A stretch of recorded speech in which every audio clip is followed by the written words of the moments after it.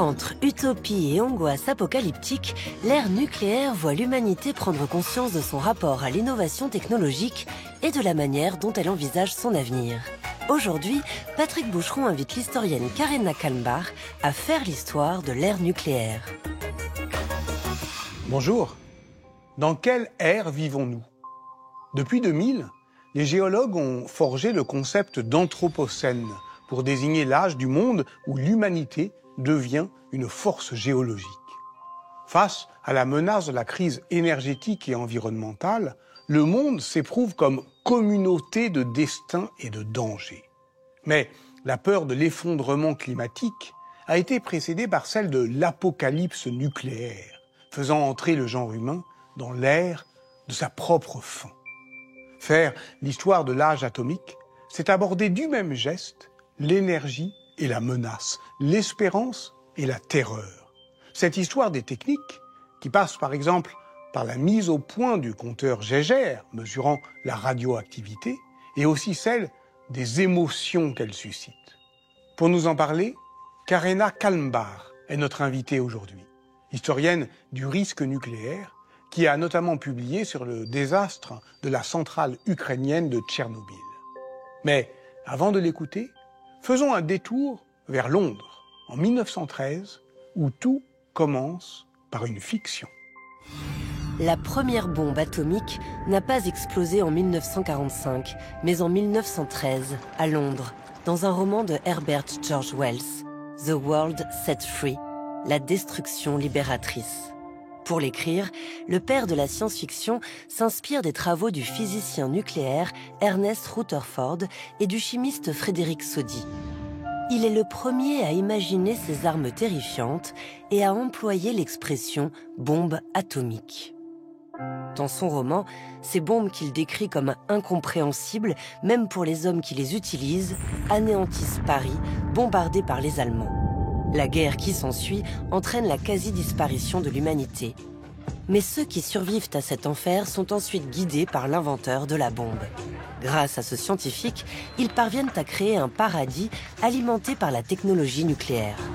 Entre utopie et dystopie, apocalypse et renaissance, le roman visionnaire de Wells annonce déjà toutes les angoisses et tous les espoirs qui vont traverser l'âge nucléaire. Les bombardements d'Hiroshima et de Nagasaki en août 1945 ont montré le potentiel dévastateur de l'ère nucléaire. Les images des villes détruites et des champignons atomiques font partie de la mémoire collective. Mais c'est quoi l'ère nucléaire? Est-ce l'ère de la course aux armements ou celle de l'utilisation de l'énergie nucléaire pour la production d'électricité?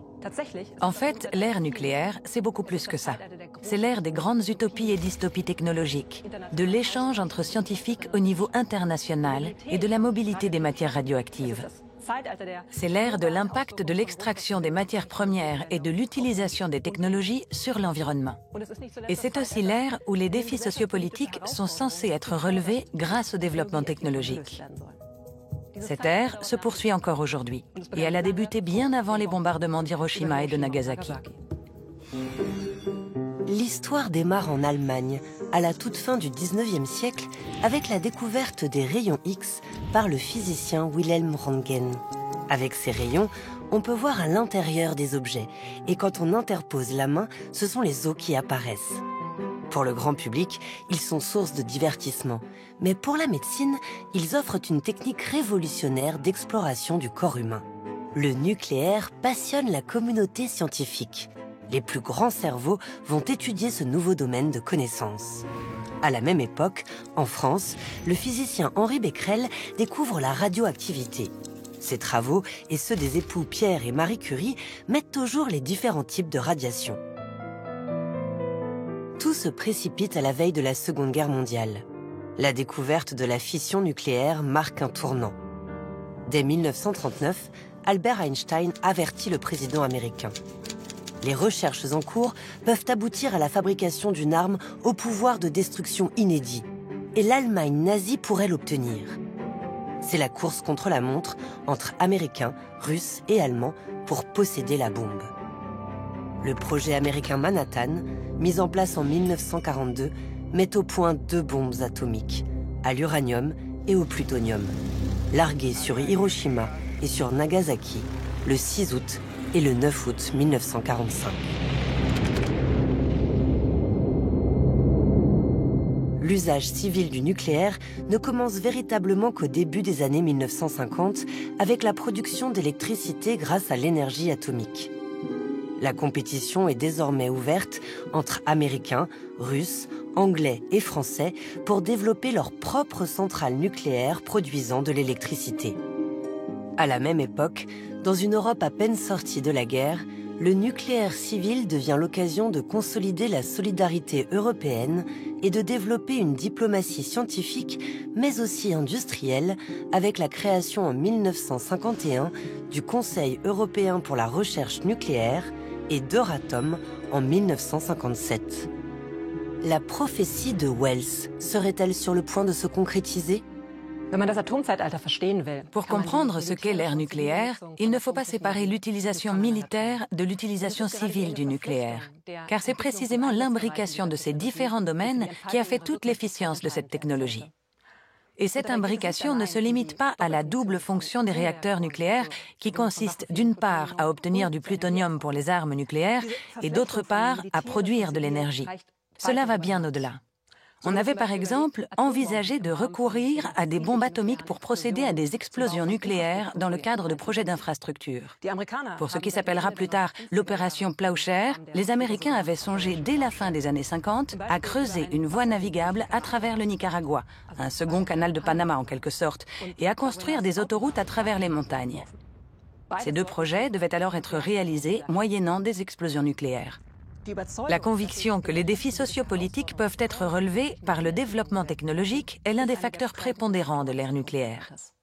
On appelle cela le solutionnisme technologique. C'est un courant de pensée dans lequel s'était inscrit aussi bien le système capitaliste que le système communiste. Des deux côtés du rideau de fer, on avait imaginé de grands projets sociopolitiques qui devaient voir le jour grâce à la technologie nucléaire. En Angleterre, à la fin des années 1940, l'exposition Atomic Train avait attiré les foules, curieuses de voir tout ce que la technologie nucléaire allait permettre de réaliser dans le futur. En URSS, à Shevchenko, une ville située sur les rives de la mer Caspienne et qui aujourd'hui s'appelle Aktaou, on avait concrétisé une partie de ces plans futuristes dans les années 1960 et 70. Les réacteurs nucléaires ne servaient alors pas uniquement à la production d'électricité, mais aussi au dessalement de l'eau de mer. À certains moments, près de 200 000 personnes vivaient dans cette région désertique. Mais tout cela avait eu un coût environnemental considérable. Médecine, approvisionnement en énergie, agriculture, transport, l'utilisation du nucléaire a alimenté toutes sortes de fantasmes. Il permettrait de guérir le cancer, d'instaurer l'égalité sociale grâce à de l'électricité bon marché, de nourrir une population mondiale en constante augmentation et de créer des zones habitables dans les déserts, les abysses et l'espace. On peut même ajouter un autre pouvoir que l'on attribue à l'énergie nucléaire, sauver l'humanité face au changement climatique. Ces utopies sont également mises en scène à travers des magazines, des bandes dessinées, des publicités s'adressant aux enfants. Et même par les studios Walt Disney. Disney fait publier un livre à destination de la jeunesse sur les bienfaits de l'énergie nucléaire, Notre ami l'atome, et produit une émission télévisée du même nom en 1957. L'énergie nucléaire y est présentée comme un rêve enfin devenu réalité. Et c'est Walt Disney en personne qui l'affirme. Not long ago, we brought you the immortal tale 20,000 Leagues Under the Sea, featuring the famous submarine Nautilus. According to the story, this craft was powered by a magic force. Today, that tale has come true. This is a model of the real Nautilus, the world's first atom-powered ship. It's the first example of the useful power of the atom that will drive the machines of our atomic age. The atom is our future.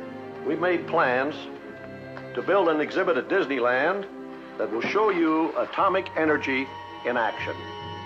Staunen, Begeisterung. L'émerveillement, l'enthousiasme, la joie, telles étaient les réactions que l'on voulait susciter chez les visiteurs des expositions consacrées au nucléaire. Or, quand on s'intéresse à l'aspect émotionnel de l'ère nucléaire, ce sont surtout deux autres types d'émotions qui transparaissent, l'espoir et la peur. La peur du nucléaire est un phénomène qui est beaucoup étudié. C'est une peur que les élites pro-nucléaires qualifient souvent d'irrationnelle et qu'elles attribuent essentiellement aux profanes et aux femmes. Mais il faut savoir qu'à l'ère nucléaire, il n'y a pas uniquement la peur de la technologie et donc du nucléaire. Il y a aussi l'utilisation de la technologie à cause de la peur. En effet, s'il n'y avait pas eu la peur de l'adversaire militaire, la bombe atomique n'aurait pas été développée. Et il n'y aurait pas non plus eu de course aux armements nucléaires. Et si dans les années 70, quand il y a eu le choc pétrolier, il n'y avait pas eu cette crainte de la part des pays d'Europe occidentale de dépendre du pétrole des pays arabes, beaucoup de centrales nucléaires n'auraient jamais vu le jour par la suite. La peur est donc omniprésente dans l'ère du nucléaire et pousse les différentes catégories sociales à agir. Aussi bien les élites politiques et économiques que les populations qui participent aux grands mouvements anti-nucléaires. Dans les années 70, les mouvements protestataires contre les centrales nucléaires et les usines de retraitement en Europe occidentale sont relayés par tous les médias.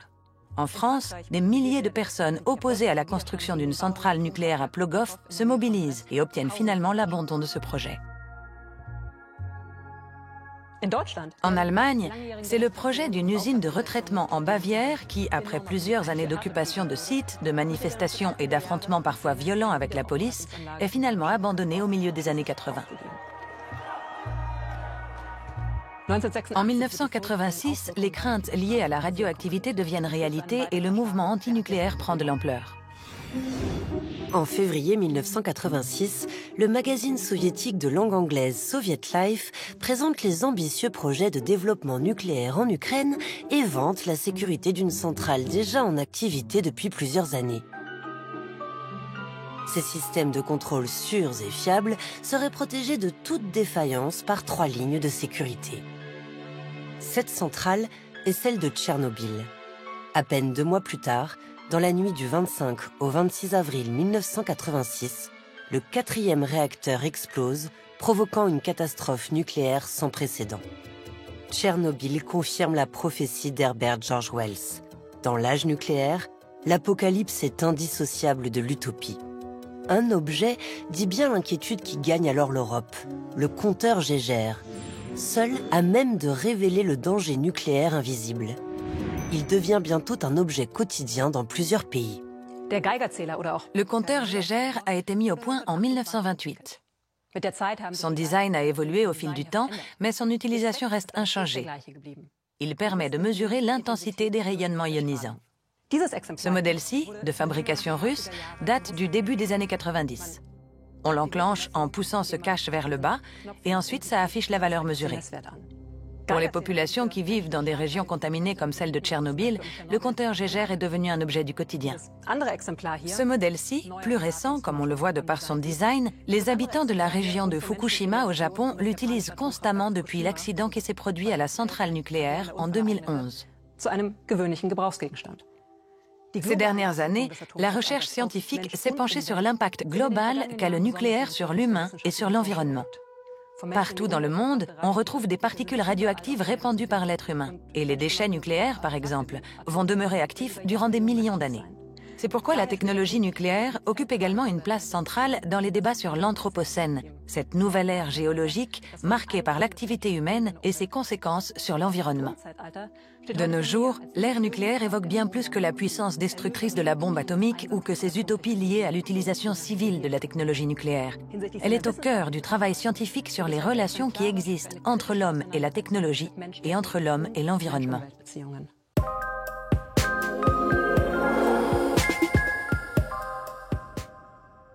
En 1958, le philosophe allemand Gunther Anders débutait le journal de son voyage au Japon sur les lieux mêmes du drame nucléaire. Il le datait de l'an 13 de l'âge atomique, précisant « Nous vivons en l'an 13 du désastre ». Hiroshima est donc l'âge 0 de ce qu'il appelle la condition atomique, qui vaut pour l'humanité tout entière, peuplant la Terre comme un seul pays, mais consciente désormais qu'elle peut œuvrer à sa propre fin en coupant le fil de l'histoire universelle. Cette philosophie de l'obsolescence de l'homme est assurément impressionnante. Et je vous conseille la lecture de ce texte publié dans un livre de Gunther Anders appelé « Hiroshima est partout ». Mais l'histoire, on l'a entendu, propose une autre chronologie de l'âge atomique plus étendue et une autre compréhension plus complète de cette articulation entre apocalypse et utopie technologique. Si elle était déjà présente à l'âge du charbon au XIXe siècle, c'est peut-être parce qu'elle est la définition même de la modernité. Au revoir.